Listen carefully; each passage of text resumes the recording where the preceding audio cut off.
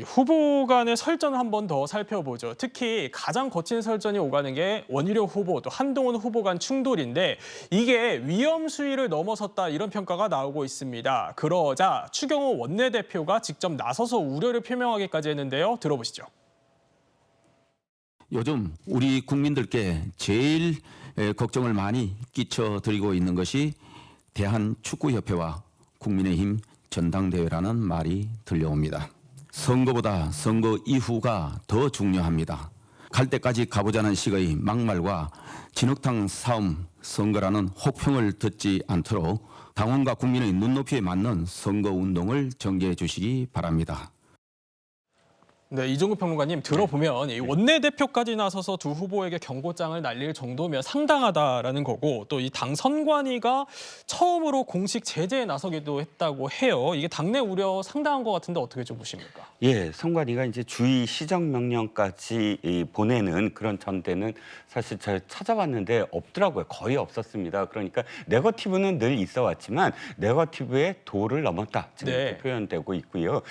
네거티브가 무조건 나쁜 건 아닙니다. 그러니까 상대 후보가 안 되는 이유에 대해서 모든 사람들이 고개를 끄덕일 수 있는 정도의 그런 사안이라면 그건 지적을 해야 되겠죠. 하지만 저 사람은 무조건 안 돼만 부르짖으면서 내가 되어야 되는 이유를 제대로 설명을 안 하고 있다. 이것이 가장 문제인 것 같고요. 예. 그런데 문제는 이 당에도 있습니다. 선관위가 이제 뭐 계속 경고를 하다가 이제 주의 시정 명령을 돌입을 했지만 중요한 건 선관위의 지금 이 권위가 또 떨어져 있다는 거예요. 그렇구나. 정확하게 선관위가 미리미리 이런 부분들에 대해서 이 견인할 수 있는 그런 움직임을 먼저 했어야 됐고 두 번째는 뭐냐면 박종진 위원에 대해서 다시 받아들인 것. 이게 권위를 떨어뜨린 가장 큰 이유라고 생각을 하는데 선관위원은 진짜 중립이어야 되잖아요. 그런데 선관위원이 직접적으로 연판장을 주도했다는 어떤 의혹이 있었습니다. 예. 그래서 자진 사퇴를 했잖아요. 그런데 그것을 그냥 경고로서 다시 받아들였습니다. 중립을 지켜야 될 선관위원이 특정 후보를 떨어뜨리기 위해서 연판장을 돌리려는 전화를 걸었다. 최소한 전화를 건 거는 자신이 시인했으니까 그렇다면 선관위가 당연히 어떤 엄중하게 책임을 물었어야 됐다. 근데 그걸 묻지 않고 그냥 당일 바로 자진 사퇴를 의사를 표시한 사람을 받아들이고 그대로 지금 선관위원으로 활동을 하고 있지 않겠습니까? 그때부터 저는 굉장히 어긋났다. 선관위가 이렇게 주의 시정 명령을 내리더라도 이것이 권위를 그만큼 인정받아서 다시 이것이 돌아갈 수 있겠느냐 하는 당내의 어떤 여론도 분명히 선관위가 받아들여야 될 것으로 보입니다. 네, 말씀하신 연판장 부분은 그 당사자의 또 반론도 있었다는 점 말씀드리고요.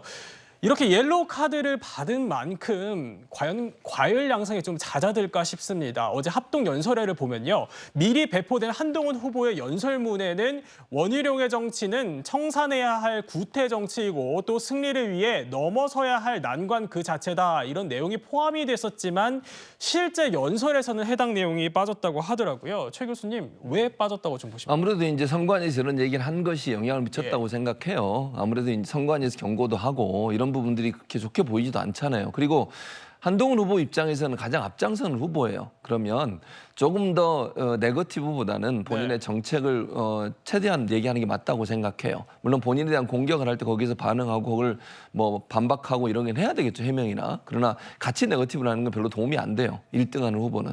그런 점도 작용했다고 보는데 근데 이제 문제는 뭐냐면 이렇게 연설 과정에서 이걸 뺐는데 끝나고 나서 인터뷰할 때는 또 똑같아졌어요. 그래서 저는 이 후보들이 물론 그러니까 뒤에 쫓아온 후보들이 더 네거티브를 많이 하죠, 기본적으로. 왜냐하면 앞서간 후보를 끌어내려가지고 본인이 그 입지에 가야 되기 때문에 그렇게 하는 건데 그거 자체가 별로 도움이 안 된다는 말씀을 드리고 싶고 이게 당내 선거잖아요. 네. 당내 선거에서 이게 너무 과열하게 하게 되면 나중에 선거 끝나고 나서는 또 어떻게 할 겁니까? 이 앙금이 계속 남아있게 되면 이거 최근에는 뭐 이런 얘기까지 돌고 있어요. 예를 들면 뭐 한동훈 후보가 되고 나면 나중에 또 그걸 또 어떻게 하겠다 이런 얘기까지 돌고 있는 이런 마당이기 때문에 이렇게 되면 안 돼요. 이렇게 되면 국민의힘 어떻게 되겠습니까? 자중질환에 빠지지 않겠어요? 그래서 저는 정말 좀 룰을 지켜가면서 뭐 문제가 있다는 부분을 지적하는 것 자체를 뭐라고 할 수는 없지 않겠어요? 네. 그러나 그것이 너무 과도하게 가거나 아니면 정치적 공세가 너무 심해져서 당 자체에 큰 혼란을 불러오는 것은 삼가하는 게 좋다. 그것이 당 전체를 위해서 필요한 거예요. 지금 당대표 뽑는데 무슨 한 사람을 어떻게든지 좀 안 좋은 상황으로 만들려고 하는 구도로 가는 것 자체는 저는 바람직하지 않다고 보고요. 네. 경쟁 자체가 당원들이나 국민들이 볼 때 좀 그 룰 안에서 규칙을 지키면서 하는 모습을 보여주는 모습을 보여줄 때 국민의힘이 신뢰를 받지 않을까 이렇게 생각합니다. 그렇군요. 두 후보의 생각은 어떨까요? 모두 선관위 경고를 의식한 듯요. 연설에서의 발언은 수위를 조절하는 모습이었는데 또 장외에서는요. 치열한 설전이 이어졌습니다. 당의 경고 움직임에 대해서도 두 후보는요. 공방을 이어갔습니다. 판단은 그냥 기계적 균형을 맞춘 것 같은데요. 학폭 있을 때 가해자와 피해자가 있으면 그냥 다 경고합니까? 제가 공격하고 하고 있는 것이 전혀 없지 않습니까? 대답 않겠습니다. 무슨 피해자가 가해자인가요? 자꾸 그런 프레임으로 하면 자꾸 아직도 검사인 줄 아시고 그러시는데요. 정치 검사와 다릅니다. 네, 김수미 평론가님 들어보면 한동훈 후보는 본인이 피해자다 이런 점을 좀 강조한 것 같고 원희룡 후보는 아직도 검사인 줄 아느냐 또 이렇게 장외에서 직격을 해요. 어떻게 좀 들으셨습니까? 한동훈 후보가 얘기한 피해자라는 단어가 정치인으로서 특히 이제 대표직을 맡을 수도 있는 정치인으로서는 조금 과장된 그런 수사는 아닌가, 좀 피해의식이 강한 거 아닌가 이렇게 여겨질 수는 있고 어떻게 보면 큰 정치인으로서는 피해자라고 스스로 얘기하는 걸 좀 피할 필요는 있겠습니다. 근데 저는 더 부적절한 거는 원희룡 후보의 반응이 아니었나 싶은 게 이제 한동훈 후보에게 역공을 하면서 검사인 줄 아는 거 아니냐 뭐 이런 취지로 얘기를 했는데 그렇게 얘기를 해버리면 상대방을 검사처럼 얘기를 해버리면 본인은 피의자나 피고인처럼 남한테 비춰질 수도 있는 거거든요. 그러니까 지금 이게 시시비비를 가려야 될 일이라고 본다면 거기에 대해서 얘기를 하는 게 맞습니다. 예를 들면 비례대표 사천이라든지 이런 의혹을 제기를 했는데 그다음에 추가적인 어떤 증거 제시라든지 구체화된 어떤 의혹 제시 이런 것들은 없었거든요. 그러면 이제 일단 던져놓고 히트앤드런 한다라고 하는 그런 부정적 인상을 줄 수 있는 상황이기 때문에 원희룡 후보가 그렇게 맞받는 것보다는 본인이 이제 제기를 했던 의혹에 대해서 더 구체적으로 얘기를 하든지 아니면 이제 좀 섣부른 의혹 제기였다라고 인정을 하든지 뭐 이렇게 행동을 하는 것이 더 정치인으로서 책임이 있는 행동이 아닌가 그렇게 보여집니다. 그렇군요. 이종우 평론가님 그런데요. 이 당 선관위 제재를 받은 두 후보 모두 이의 신청을 했어요. 그럼 이 지금 분위기 좀 쉽게 가라앉진 않을 것 같은데요. 그렇습니다. 지금 뭐 아까 싱크에서도 보셨지만 사실 양 후보 다 받아들일 어떤 준비가 되어 있지 않고 또 자신이 강변을 하고 있고요.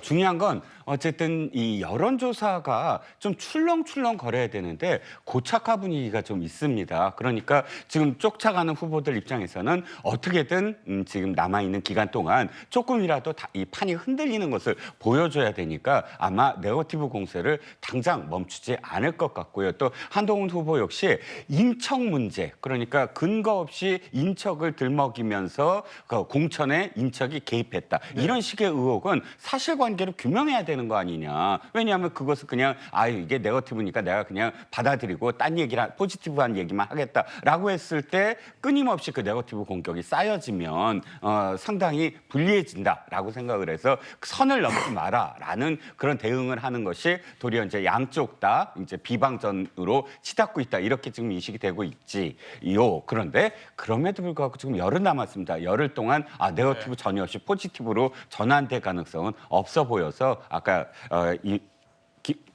이현정 의원이 말씀하셨듯이 자폭 지금 전대가 아무래도 끝일 것 같지는 않습니다. 뭐 자폭 전대에다 네거티브가 과열되고 있다 여러 평가들이 나오는데요. 이제 딱 열흘 앞으로 다가왔습니다. 국민의힘 전당대회 어떤 방향으로 흐를지는 조금 더 짚어보기로 하고요.